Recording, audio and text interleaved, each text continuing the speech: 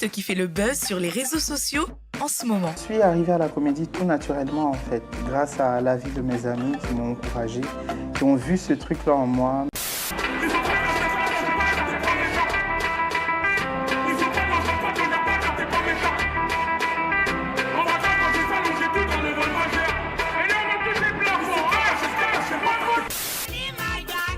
À vous d'être venu à Yamoussoukro, dans la ville du Bélier. J'aime ce cadre parce qu'il est vraiment convivial et quand on arrive ici, on se sent en famille. On est doué, on danse, on a des prédispositions artistiques et qui fait qu'on existe sur le plan télévisuel, pour ne pas dire radiodiffusé. Et puis, à la fin donc de tout cet élan-là, on est repéré par un ami aîné, mentor, Roger Fulgence-Cassis, qui nous fait une brèche, une ouverture et qui nous permet d'entrer à la RTI.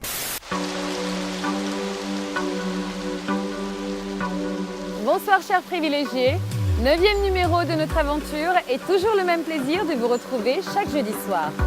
Comme la semaine dernière, nous sommes toujours à Paris, plus précisément dans le Bois de Boulogne, dans le 16e arrondissement. C'est ici que nous allons vous dévoiler tout le contenu de notre alléchant programme du jour. Bienvenue dans Privilège.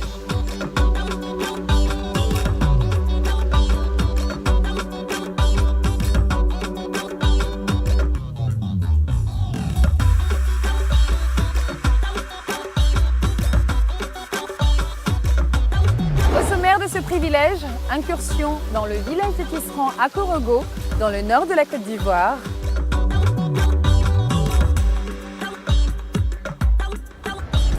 Rencontre avec Hervé Barbereau, le maître de l'hypnose. Kérosène, itinéraire d'un enfant béni. Enfin, nous irons à Dubaï à la rencontre de la communauté ivoirienne qui vit sur place. Démarrons tout de suite notre alléchant programme par le JT de la semaine préparé par l'ensemble de la rédaction.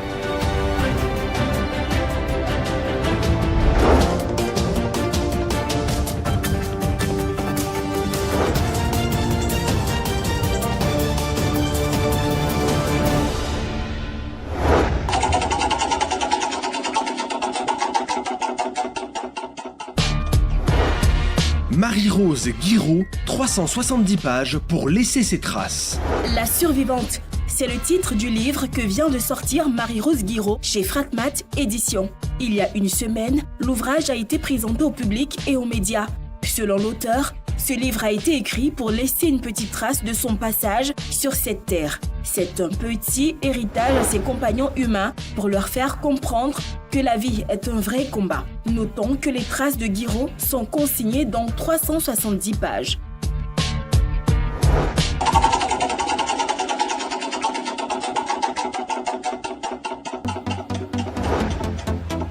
Miss Monde, c'est confirmé, Miss Côte d'Ivoire n'y sera pas.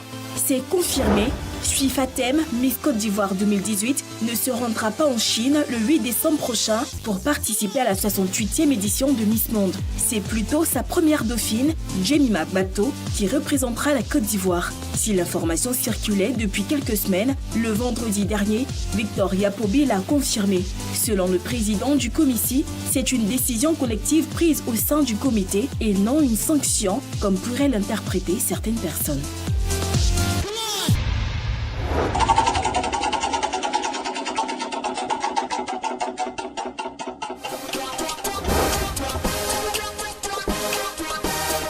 Fréquence 2, c'est la rentrée. Lundi dernier, les studios de Fréquence 2 ont retrouvé leur ambiance habituelle. C'est en effet ce jour que la direction de cette station de radio du groupe RTI a choisi pour sa rentrée. En dehors du programme alléchant concocté, la nouveauté cette saison sur la fréquence jeune, c'est l'apparition de la radio filmée. Des émissions seront donc en direct sur les plateformes digitales du média. Pour ce faire, la RTI a doté la radio d'un studio moderne avec des équipements à la pointe des nouvelles technologies. Il est exactement 17h01 partout en Côte d'Ivoire. Merci de nous rejoindre en direct sur Fréquence 2, place publique.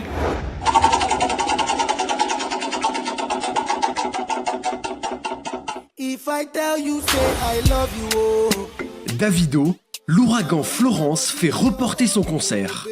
La star nigériane Davido devait se produire le samedi dernier au festival Dreamville en Caroline du Nord, aux États-Unis d'Amérique. Mais les services météorologiques ont demandé aux organisateurs de surseoir à l'événement à cause d'une menace de l'ouragan Florence. Le concert de Davido a donc été annulé et reporté à une date non indiquée. Quant au public, les organisateurs ont promis rembourser leurs billets.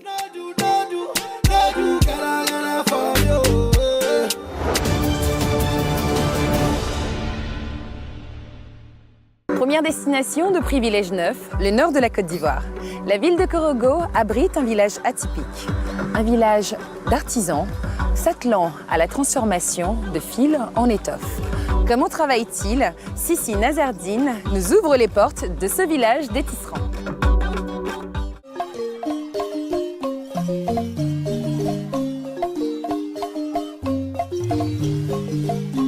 Korogo est une ville située au nord de la Côte d'Ivoire et à 635 km de la capitale économique Abidjan.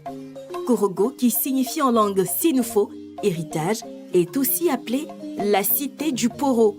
Mais la ville n'est pas seulement connue pour le poro et son rite initiatique. Cette cité est également réputée pour le savoir-faire de ses tisserands et la qualité de leur création, les pagnes. Pour rencontrer ces artisans, il faut se rendre à Ouaraniéné, dans le district de Korogo. Privilège a fait le voyage.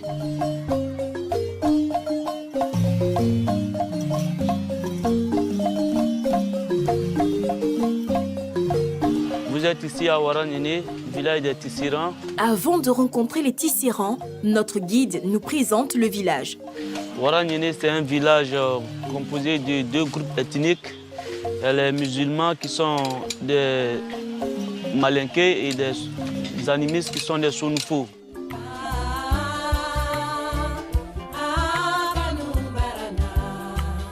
Ici, à Ouaraniéné, il n'y a pas que des tisserands. On y trouve des cultivateurs de coton, cette matière qui justement sert à la fabrication des fils utilisés pour la confection des pagnes tissées. Les sonoufos qui cultivent. Et leur travail, c'est l'agriculture. C'est eux qui cultivent le coton. Et ensuite, le coton est transformé à l'usine. Une partie est transformée à l'usine à Boaké, l'usine de Gonfreville à Boaké, et qui est ramenée ici et tissée par les musulmans, les malinqués.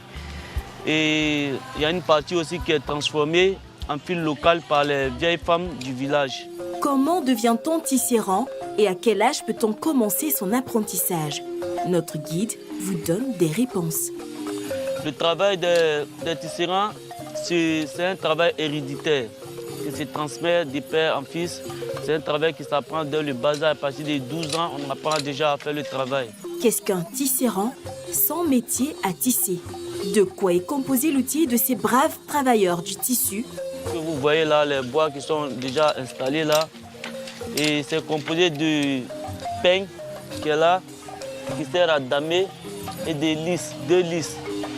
Les 2 lisses servent à séparer les fils et le fil même, le métier contient 200 fils. Il y a 100 fils qui sont reliés à la lisse de devant et puis il y a 100 autres qui sont reliés à la lisse de derrière. Ça c'est un maillot de vélo qui facilite l'ouverture et puis ça c'est une navette qui fait passer à travers les 200 fils. Quand il appuie, il y a des pédales qui sont là. Quand il appuie sur les pédales, il y a 100 fils qui montent et puis 100 autres descendent. Et là, il fait passer la navette à travers et il dame. Ça, c'est le schéma des motifs qu'il fait qui est déjà placé ici. Quand il soulève, il sait le schéma est là, il sait quelle modification apporter pour avoir tel motif.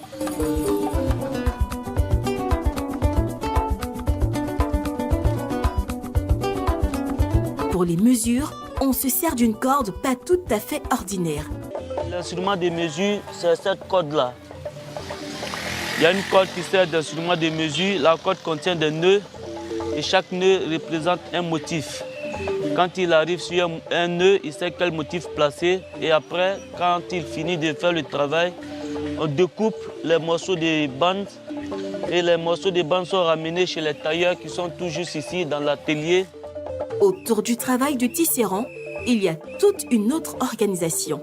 Après la fabrication du pagne tissé, il revient aux couturiers sur place de confectionner des vêtements et autres accessoires, tous aussi originaux. Les tailleurs, eux, n'ont qu'à assembler les bandes. Là, après ça, on a des nappes de table, des peignoirs, des ensembles, des robes, des gilets comme ce que je porte là. Les bandes assemblées en étoffe peuvent servir de pagne que les femmes peuvent simplement nouer à la taille. Voilà des bandes rassemblées. Quand les tailleurs finissent d'assembler les bandes, voilà ce que ça donne. Ça, c'est un pagne attaché pour femmes. Revenons un peu en arrière pour mieux nous rendre compte du travail impressionnant de nos vaillants tisserands. Mais le travail s'est fait ici. C'est le tisserand qui fait tout le travail. Les motifs, l'emplacement des motifs jusqu'à la fin. Et ici, il y a plus de 200 tisserands qui sont installés sous un grand appartement là-bas. À l'intérieur, il y a beaucoup d'autres encore qui travaillent. À l'image de nos sociétés traditionnelles, les tisserands travaillent en communauté. Ils sont réunis en coopérative. C'est bien plus avantageux, car qui veut aller loin ne part pas seul. Ici, on travaille en coopérative. Quand on finit, tout le monde produit. Et les installations sont là, on dépose là pour vendre. Et quand on finit de vendre, il y a une partie qui revient au propriétaire, à la personne qui a produit la marchandise.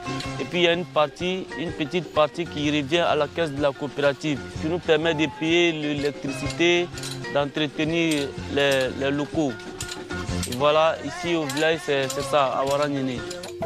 Waranyene, un village chaleureux qui couvre un savoir-faire depuis des générations.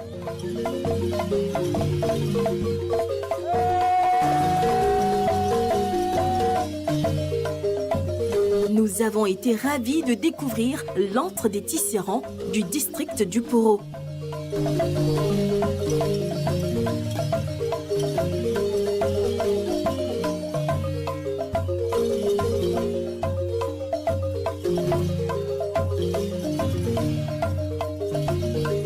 Parez-vous des tissus de Waranyene, vous nous en direz des nouvelles.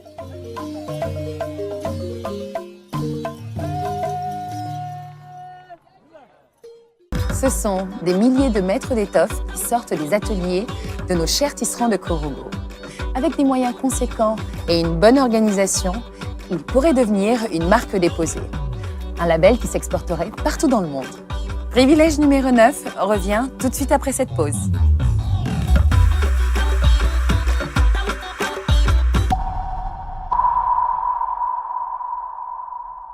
J'ai besoin de toi et de Norman ici pour diriger le fort jusqu'à ce que la campagne redémarre. Me disais, je te connais, ok? Et je sais exactement comment tu veux que les gens te voient. Enfin, j'ai un meilleur sens des affaires et un bien plus grand réseau que cette femme. Tu le sais, c'est totalement insensé. T'es pas obligée de faire ça, Kate. Tu préfères que j'arrête? Non, mais... Dis-moi ce que tu veux que je fasse et je le fais. Pourquoi t'es si sympa avec moi? Je t'ai gâché la vie. D'accord, super, tu peux arranger ça, Dix. Au fond, elle a juste besoin d'une douche et de draps propres. Et en fait, ce serait bien si l'endroit pouvait être un petit peu coquin et sexy, tu vois. Désolée, je peux pas. Pourquoi pas? Elle travaille ici, elle peut pas réserver un chalet. T'es pas obligé de mettre leur nom sur le registre de réservation. Elle a raison, pas besoin de mettre leur nom, les gens n'ont pas à savoir. Ok, je vais voir ce que je peux faire. The Wild, la saison 2, du lundi au vendredi à 15h05 sur RTI 1.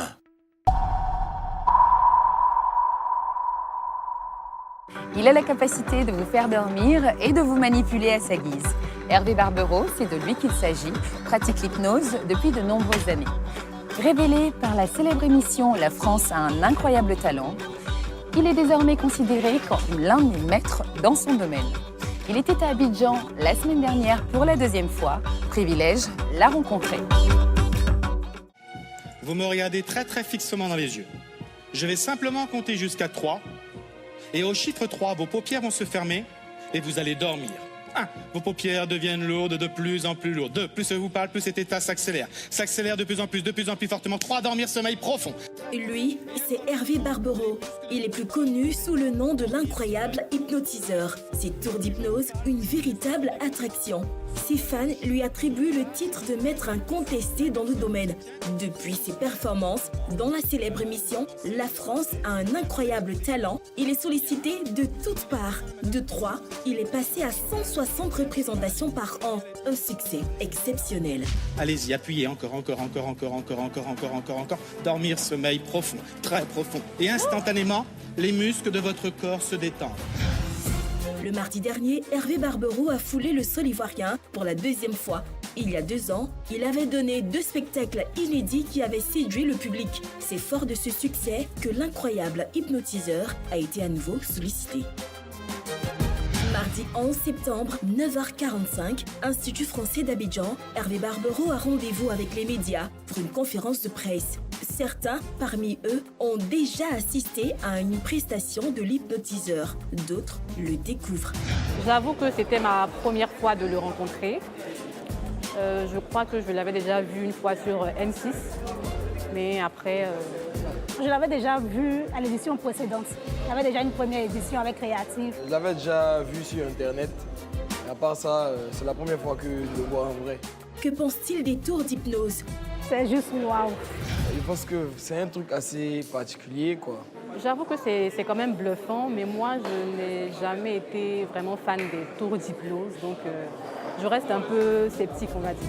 Pour les organisateurs, le choix de ce genre de spectacle, plutôt inhabituel pour le public ivoirien, se justifie clairement. Nous entendons toujours créer la diversité dans les concepts événementiels et c'est notre leitmotiv. Et du coup, nous sommes intéressés à ce phénomène de l'hypnose qui, dans le débat public, fait parler parce qu'on se dit que c'est mystérieux, les gens ils ont des pouvoirs, je me suis intéressé à cela. Donc je me suis rendu compte que ce n'était pas un pouvoir, c'est une technique. Au chiffre 3, vous pencherez sur la droite et vous dormirez profondément. 1, 2, 3, dormir. Ce à quoi on doit s'attendre pour ce spectacle, c'est ce qu'il a l'habitude d'offrir. Donc c'est un spectacle qui est bien travaillé, bien huilé. Il fait plus de 150 représentations à l'année. C'est clair que c'est tout un spectacle, il joue avec le public et dedans, il dit tout sur l'hypnose. Donc toutes les questions que vous vous posez sur l'hypnose trouvent leur réponse à travers ce spectacle qui s'appelle Hypnosis.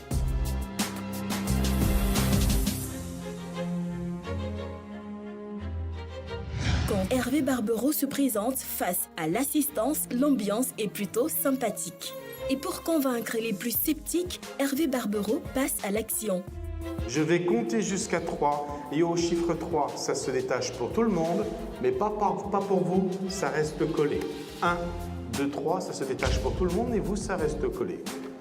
Tout redevient normal les autres, voilà, et vous, ça reste collé. Respirez normalement, vous aussi, ça se décolle. Alors, je m'adresse uniquement à la personne que je touche comme ceci. Je tire sur la main, la tête vient avec, tout est complètement collé, soudé. Impossible de décoller la main. On ouvre les yeux, monsieur, ça continue de se coller. Et vous, madame, ça continue, c'est encore plus collé. Bien, bien collé, on ne bouge pas. Je n'étais vraiment pas moi-même. Tout ce qu'il disait, j'entendais, mais c'était sous ses ordres.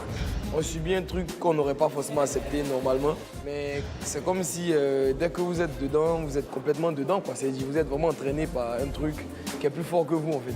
Après sa démonstration, Hervé se livre à Privilège. Ce n'est pas son premier passage ici en Côte d'Ivoire. Après octobre 2016, il revient à Abidjan. Qu'est-ce qui explique ce retour? Ce deuxième passage, c'est simple. Suite au succès du premier passage, on a tellement eu de bons retours qu'on a décidé de réorganiser.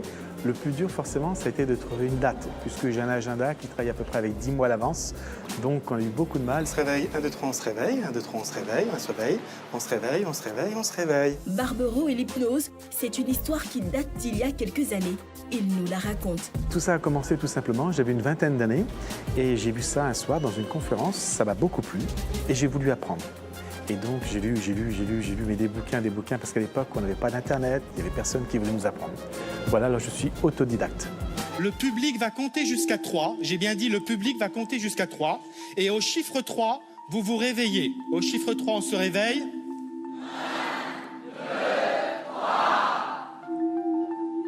3. Réveil. La France a été incroyablement, a vraiment été le déclic. Si vous préférez, je n'étais pas du tout professionnel. À l'origine, je suis chef d'entreprise. n'avait aucun rapport, j'avais 110 salariés. Et j'ai vendu mon entreprise et j'ai dit, tiens, qu'est-ce que je pourrais faire? Je pourrais me lancer dans le spectacle et un petit peu comme ça, comme certains font une toute petite chose. Et M6 m'a dit, est-ce que vous voulez participer à un club de talent? J'ai dit oui et du jour au lendemain, c'était parti. Concrètement, c'est quoi l'hypnose?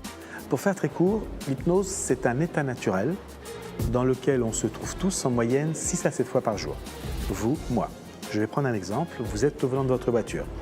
Vous conduisez, donc vous faites une chose. Vous regardez ce qui se passe devant vous. Vous faites deux choses. Vous écoutez la radio. En plus, vous pouvez penser à votre émission de télévision préférée. Comme vous faites plusieurs choses en même temps, le cerveau bascule parce que le cerveau ne sait pas faire plusieurs choses en même temps, tout simplement. Et une fois que vous êtes dans cet état, vous êtes entre le veille et le sommeil. Et vous ramenez la voiture à la maison et vous ne vous rappelez pas par où vous êtes passé. Ça nous est tous arrivé. Comme tout métier, il y a sûrement des risques inhérents à la pratique de l'hypnose. Non, l'hypnose n'est pas dangereuse, c'est la personne qui pratique. Je m'explique. Une arme à feu n'est pas dangereuse, c'est la personne qui l'utilise. L'hypnose, c'est identique. Si ça tombe dans de mauvaises mains, ça peut être dangereux. Faisant partie des 3 hypnotiseurs français à vivre de leur art, Hervé Barbereau a certainement des secrets qui font toute la différence. J'ai pas un secret, j'ai beaucoup de secrets. Si vous préférez, je vais réadapter ma technique par rapport à la personne qui est en face de moi, par rapport à l'âge, la classe sociale, les lieux où je me trouve. Donc je connais plein de techniques et je réadapte pour arriver à mes fins. Mais je n'y arrive pas sur tout le monde, j'y arrive à peu près sur 92% des gens. Les 13 et 15 septembre dernier, l'incroyable hypnotiseur Hervé Barbereau a offert au public abidjanais 2 spectacles qu'il n'est pas prêt d'oublier.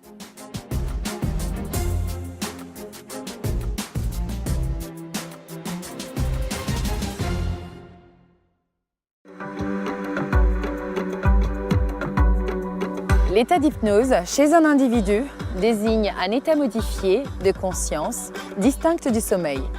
J'espère que vous en avez pris bonne note. C'est avec Zéphyr Connor qu'il se révèle au grand public au sein de Boulevard DJ. Quelques productions, dont le fameux concept baptisé La danse de la moto, et le duo se sépare. Mais Kérosène n'abandonne rien.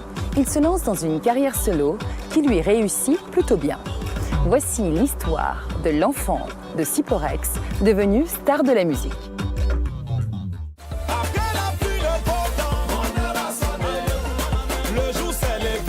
Kérosène Boulevard, Kérosène DJ ou tout simplement Kérosène, l'artiste chanteur est depuis la sortie de son single à succès Mon heure a sonné, le chouchou des mélomanes ivoiriens. Mardi dernier, Privilège est allé à la rencontre de celui qui se considère comme étant un enfant béni. 12h20, Kérosène nous donne rendez-vous dans les environs de l'école de Marie-Rose Guiraud, à la Riviera Palmeraie. C'est de là qu'en sa compagnie, nous nous rendons à son appartement, niché dans un immeuble dans le même quartier. Nous sommes reçus comme à la maison. Hey yo, la famille Privilège, bienvenue chez moi, entrez. Installez-vous, il y a la place. Nous arrivons au bon moment. L'artiste vient de recevoir le clip de son dernier single. Le travail est à peaufiner. Malgré son emploi du temps chargé, Kérosène nous concède quelques minutes pour retracer son parcours artistique. Personne ne voulait m'écouter. Il revient notamment sur ses débuts en tant que disc jockey à Yopougon-Siporex, le quartier qu'il a vu grandir. J'arrive à la musique par la force des choses. En fait, je devais passer le bac. J'étais en terminale. Et puis, il y a eu un incident qui a tout chamboulé, où ma mère n'arrivait pas à payer les cours de mes petits frères et tout, et ça m'a vraiment marqué, donc j'ai décidé d'arrêter. Et j'ai commencé à officier comme un disc jockey en face de chez moi. Et c'est là que je fais la connaissance de mon binôme, Zéphyr Connor, du groupe Boulevard DJ, qui était le chef de cabine. Donc un samedi, pendant qu'on était en plein Atalakou, en train de vendre les boissons et tout, David Terreau nous voit, il voit le duo, il voit qu'il y a quelque chose. C'est comme ça que tout part, c'est là qu'on fait le groupe Boulevard DJ.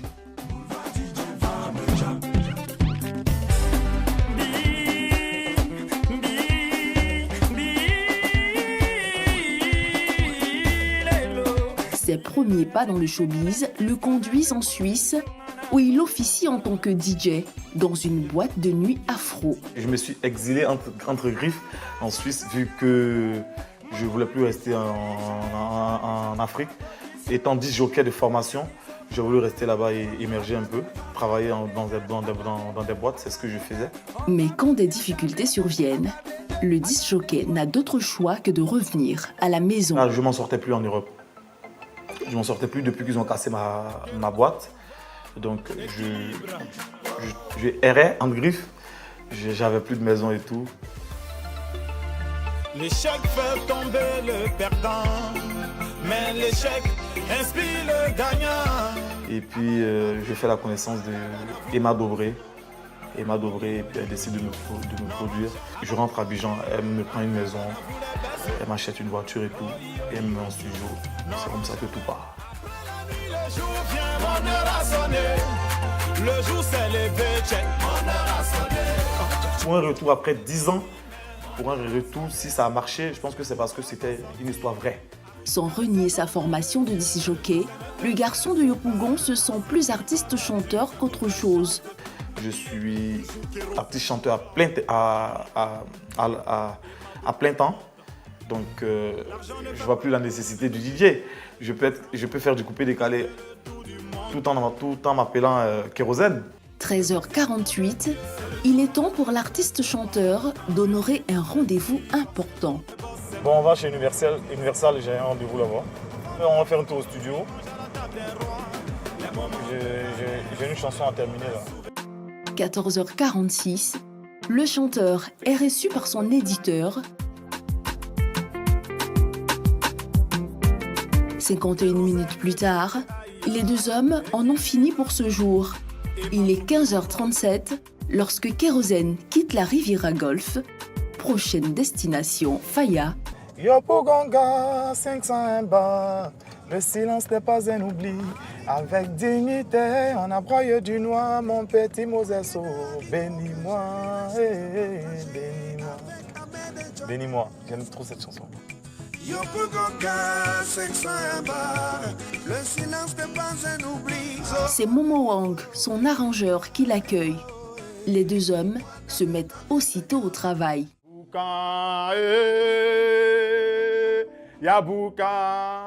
Je travaille avec Kérosène depuis... C'est difficile de définir, mais ça fait un moment qu'on travaille ensemble quand même. Voilà. Oh, Saga Pichichi, aïe, Jean-Olivier Akuno. Il est quand même un peu ennuyé souvent, mais après, il laisse aussi l'arrangeur s'exprimer parce que chacun a son boulot. Il laisse les gens s'exprimer, mais il est quand même un peu ennuyé. Même si c'est chaud, comme un Ivoirien recule pas. Dans un peu plus d'un mois, le 24 novembre plus précisément, Kérosène fera le grand saut. Il part à la conquête de la mythique salle Anoumabo du Palais de la Culture. En toute humilité, j'aimerais demander à tous les Ivoiriens qui me regardent, à tous ceux qui aiment mes chansons, à tous ceux qui aiment Kérosène, qui aiment ma personne. Je vous invite, je compte sur vous pour ce 24 novembre au Palais de la Culture. Donnez-moi la force. Bonne chance. Bonne chance au frérot parce que c'est quelqu'un de talentueux et il mérite de remplir même à fond la salle. Alors bonne chance, nous on sera là-bas pour soutenir. Abidjan à la Brabosa, rien ne peut les effrayer. Même si c'est chaud comme un Ivoirien recule pas. Djouma Saïdo et Bouekwasio. Première ville des Émirats Arabes Unis, Dubaï compte une importante communauté ivoirienne. Comment vivent-ils? Comment s'organisent-ils? Tony Touré était au cœur de cette communauté, située dans le golfe Persique. En plein désert, aux Émirats Arabes Unis, une ville trône majestueusement, Dubaï. Elle est l'expression même de la démesure d'une vie de rêve. D'une ville propice au tourisme, construite sur une superficie de 4114 km², Dubaï est la première ville de la péninsule arabique qui compte 7 émirats. Elle est peuplée d'1 million d'habitants. Il y a quelques semaines, Privilège a fait le voyage jusque dans le golfe Persique pour vous faire découvrir Dubaï. Mais nous sommes surtout allés à la rencontre de la communauté ivoirienne qui y vit. Jean-Paul Ouahi est ivoirien. Il vit à Dubaï depuis des années. Président de la communauté ivoirienne dans cette ville, c'est avec lui que nous allons parcourir Dubaï. Bonjour, je suis Jean-Paul Ouahi, président de la communauté ivoirienne à Dubaï. Je serai votre guide pour aujourd'hui. La première des choses dont Jean-Paul nous parle, ce sont les points chauds de cette ville. Les coins chauds des Africains à Dubaï, il y a, on va dire, Kiza, qui est une boîte nigériane qui existe depuis peut-être 2 ans, qui regroupe pas mal de nationalités. Ensuite, vous avez Africana, qui est une des plus vieilles boîtes de Dubaï, avec un orchestre congolais qui nous fait de la rumba très souvent. C'est super génial. Et ensuite, il y a le Garage African Club.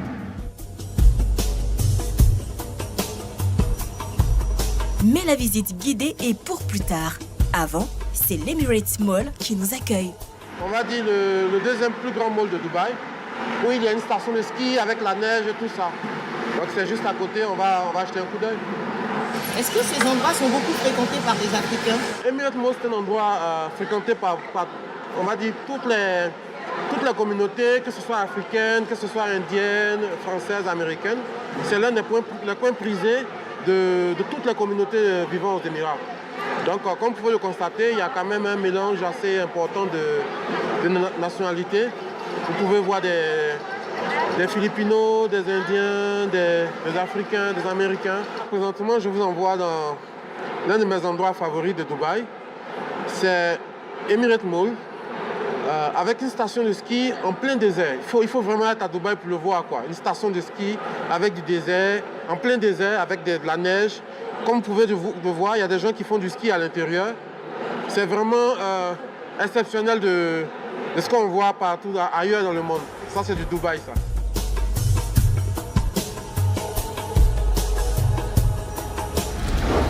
Tu nous as emmenés où, là? Là, nous sommes à Atlantis, l'un des endroits les plus chics de Dubaï.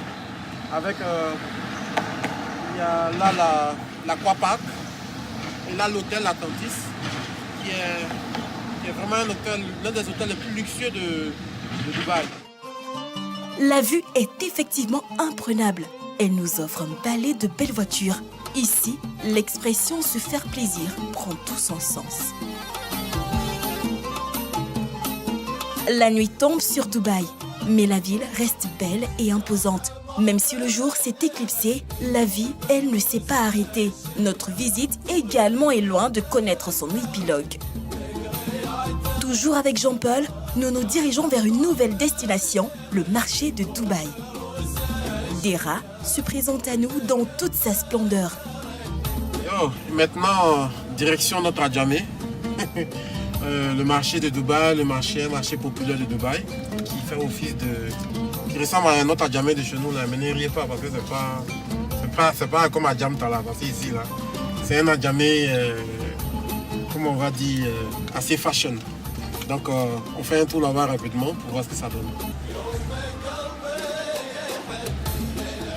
Maintenant nous sommes à Dera, c'est le marché, c'est notre Adjamé national ici à Dubaï, où vous avez toutes les boutiques de Dubaï, tous les shops, on va dire les boutiques des Africains, vous avez tous les Africains qui sont ici, vous avez toutes les nationalités.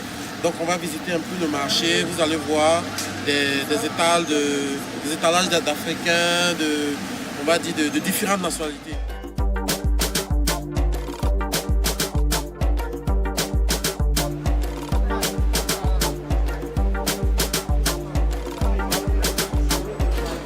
Ça c'est Dera.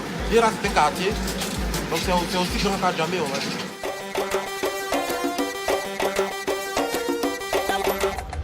Ici nous sommes au marché de poissons de Dubaï. Comme vous pouvez le voir, il ressemble plus à un monde qu'à un marché. Donc on va entrer rapidement, jeter un coup d'œil, voir comment ça se passe. Allez, on y va.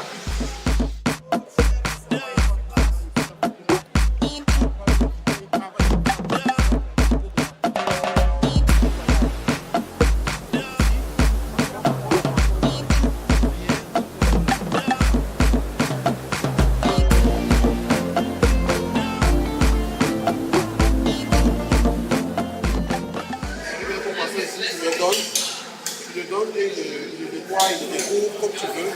Il est là, il y a une cuisine là. Puis il lave, il nettoie. Et puis en quelques minutes, tu as ton poisson qui est propre, clean. Vraiment bien nettoyé, plus besoin de repartir à la maison, de faire tout ça. Tout est fait sur place.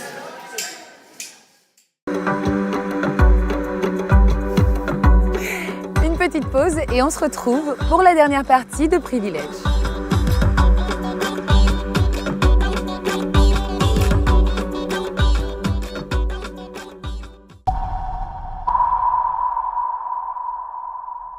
L'aventure dure 12 ans.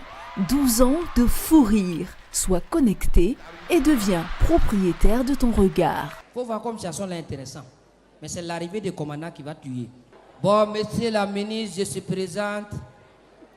Je suis la commandant Siseminakono. Ça veut dire épervier. J'ai venu pour présenter la compagnie qui c'est que le fili. La compagnie tirée de lutte. Monsieur la ministre, même nous, tu as besoin d'éléments pour aller à Syrie. Et bien parti. Parce qu'avant, nous, on voit supérieur. C'est salam alaikum. Salam alaikum, commandant. Puis lui répond, posez éléments fidèles. Mais on a évolué. Faut le voir. Je suis au Syrie. Revivez les grands moments de Bonjour de 2006 à 2018, tous les vendredis à 20h50 sur RTI 1. Cher ami, on te parle de Bonjour depuis 12 ans. L'affaire se poursuit. Loin de leur terre natale, les Ivoiriens de Dubaï ont réussi leur intégration. Ils sont présents dans bon nombre de secteurs d'activité. Avec leurs frères des autres communautés africaines, ils ont emmené un petit bout d'Afrique dans le golfe Persique. Principale ville d'un État musulman, Dubaï sait aussi faire la fête. La nuit, les espaces de divertissement s'offrent aux noceurs à l'instar des capitales occidentales. Le premier qui ouvre ses portes est le Night Club, le Garage Club. Ici, Consti DJ est notre hôte.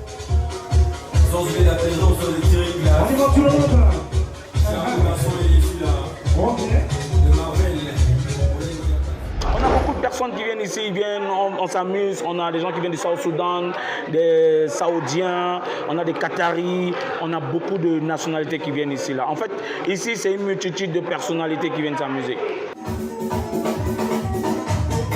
Où est passé la Côte d'Ivoire? Où sont les Ivoiriens?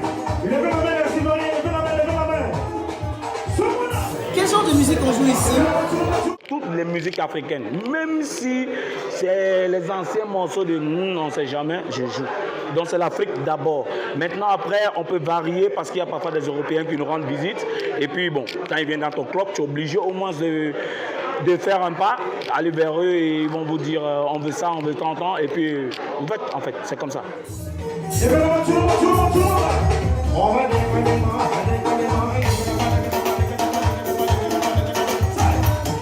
Est-ce qu'on peut dire aujourd'hui que les Africains de Dubaï s'amusent beaucoup, sortent beaucoup?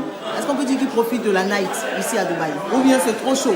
Ou celui qui travaille à Dubaï, qui cherche à gagner son pain, pour une fois au moins la semaine ou le mois, il vient, il s'amuse. Il sort des Africains, surtout quand il y a événement. Quand tu fais venir des artistes, quand tu fais une très belle soirée, quand il y a des anniversaires, ils sont là, ils sont présents. Ils répondent toujours présents. Ça, c'est pourquoi la communauté est toujours soudée, agrandie en fait. Qui sont les artistes qui ont déjà passé dans cette boîte? J'ai fait venir Malok Survivor, du Cameroun. J'ai fait venir Coco Argenté du Cameroun aussi. J'ai fait venir un vieux père qu'on appelle Kengo de Foix qui fait de la musique folklorique du Cameroun. Et récemment, on a fait un dernier spectacle, un carton total avec la voix d'ange, celui qui fait peur aux oreilles. Venom le cascadeur depuis la Côte d'Ivoire. Voilà, ça tue. Toujours Abidjan.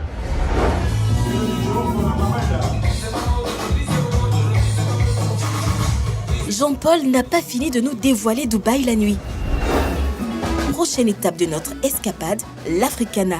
Ici, on se croirait à Abidjan. Nous sommes là au club Africana, l'un des clubs branchés de Dubaï où la diaspora africaine de toutes les nationalités se réunit, le plus souvent pour faire la fête. Donc nous y sommes là, on va aller jeter un coup d'œil, voir un peu à quoi ça ressemble. Allez, on y va.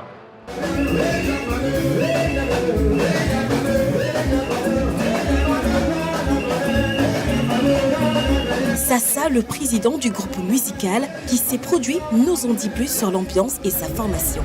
Nous sommes ici depuis 2002. Jusqu'à aujourd'hui, on est là comme les musiciens congolais, les musiciens africains à Dubaï. Amérique, France, Belgium, Abidjan, Nigeria, Cameroun, tout le monde vient ici. Afrique du Sud, Zimbabwe, Congo, Zambie, tout le monde vient ici, voire même les Américains.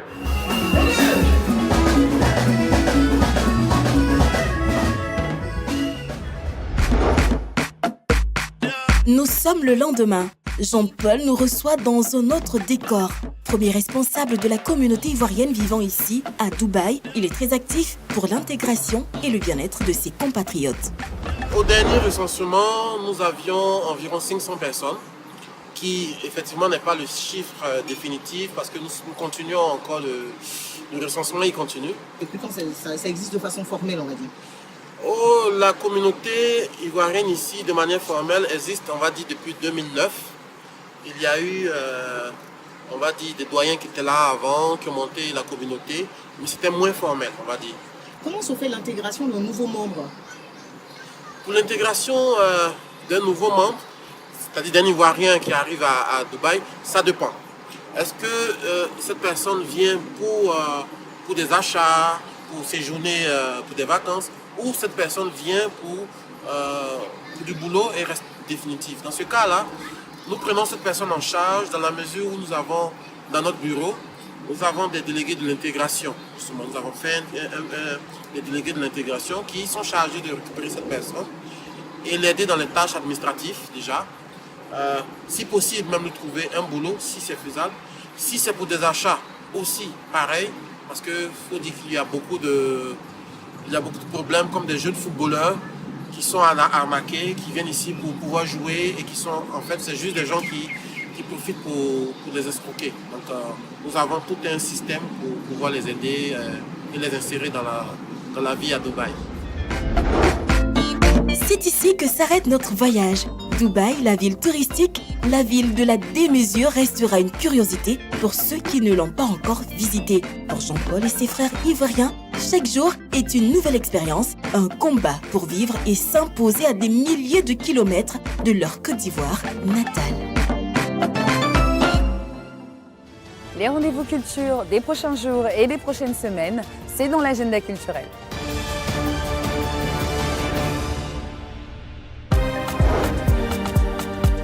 La prochaine édition des Summer Stage, qui se déroulera en été 2019, verra la participation du groupe Magic System. Le quatuor ivoirien apportera une note africaine à ce festival qui se déroulera à Central Park à New York. Autre info, Assalfo et ses amis préparent également leur prochain album. Pour l'heure, ni le titre ni la date de sortie n'ont été communiqués. Intitulé Vents et marées, hommage à Michel Tadjo, une exposition a lieu depuis le 12 septembre dernier à la Rotonde des Arts Contemporains d'Abidjan. Elle vise à célébrer cette grande écrivaine ivoirienne de renommée mondiale, Grand Prix littéraire d'Afrique noire en 2005. Initiée par sa fille, Michel Tadjo, cette exposition d'œuvres picturales et sculpturales se déroule dans le cadre du 20e anniversaire de son décès. Elle durera un mois. Du 8 au 9 novembre prochain aura lieu la 3e édition du Festival international de la mode d'Abidjan, FIMDA. Lancé le mercredi 12 septembre dernier, cet événement vise à promouvoir la mode ivoirienne, mais aussi africaine. Le thème choisi cette année par les organisateurs est mode, art et social. Le social et la lutte contre les cancers des femmes seront abordés pendant ces 2 jours. Des stylistes et accessoiristes d'Afrique et d'ailleurs prendront part à cet événement. Cela fait déjà 17 ans que Nash est présente dans la musique et dans le show business de façon générale. À son actif, des œuvres musicales et un festival hip-hop qu'elle offre chaque année aux Abidjanais. Le samedi 17 novembre prochain, Nash célébrera ses 17 ans de carrière musicale. 17 novembre, c'est aussi sa date d'anniversaire. On imagine donc le show que va proposer la Go Krakra du Jassa.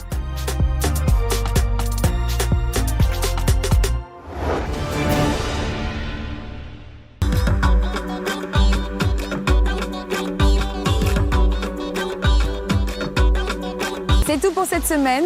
Nous avons pris plaisir à être en votre compagnie. Privilège revient jeudi prochain. Au revoir.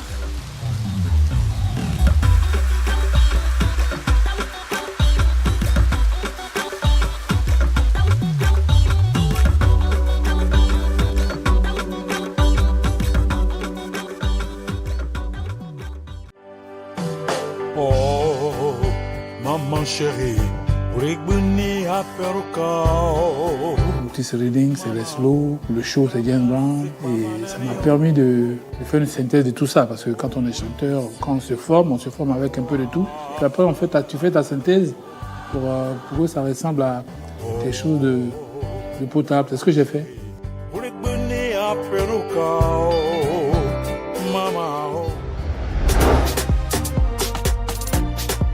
À peu près 550 objets donc, qui nous ont été donnés et qu'on a décidé de valoriser par le biais d'une exposition.